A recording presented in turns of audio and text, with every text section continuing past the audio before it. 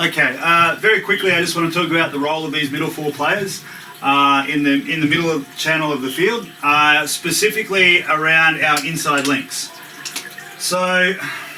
I guess the way I like to play my inside links is where I select them as being my traditional ball players. Those players who can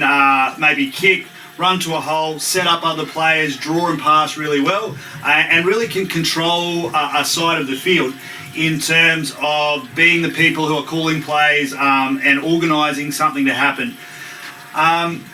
If we look at that, I guess traditionally perhaps, rather than play down the middle channel of the field altogether, I'd like to play a little bit to one side. So if we get the ball over here, it's just sticking to this A channel, or over this side sticking to this C channel, and trying to work down one side of the field a little bit away from perhaps where their middles are defending. In saying that, if we've got the ball on the field and we're attacking down one side down here, what we might have is our inside link on this side of the field, either at dummy half or our first receiver, and this person might float around a little bit, taking control of this side of the field, helping our players to stay nice and close, running straight, sticking the ball, tipping it on, and working down here for those first 3 or 4 tags in a set.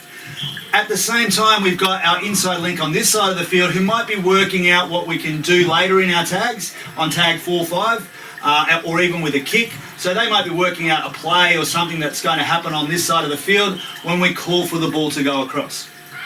I guess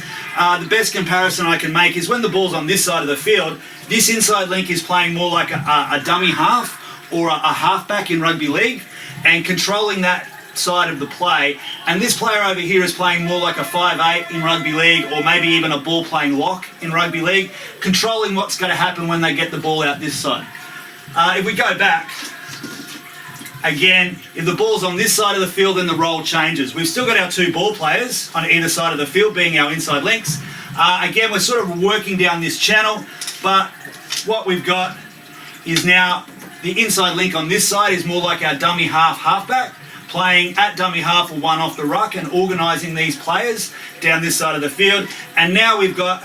our inside link on this side of the field being more like that 5'8" and running, organising something that's going to happen down here.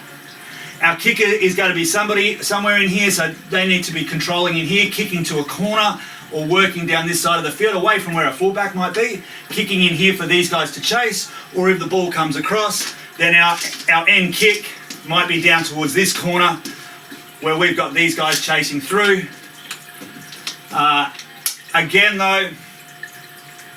I need you to play eyes up footy and just looking at our options. So we might set up some strategies. These guys might be in control generally around there, but that's not to say that our traditional middles haven't got a role in organisation in the middle. Lots of communication about what's happening in front of you. It just gives these people the ability at that inside link position to be able to utilise our outside players a little bit better in terms of coordinating and organising moves, and they're sweeping around perhaps a little bit more to find some space and to get players through holes, to tip on and take on that role within the team as our ball players. Our middles can still do that, and traditionally that's probably what they've done as well, but we probably need that speed in attack, heading nice and straight, tipping it on or sticking it to get everybody moving forward as fast as we can across those first 3 or 4 tags and get that momentum as we run forward. Yeah, that's just a little bit about how I like to play those inside links. And yeah,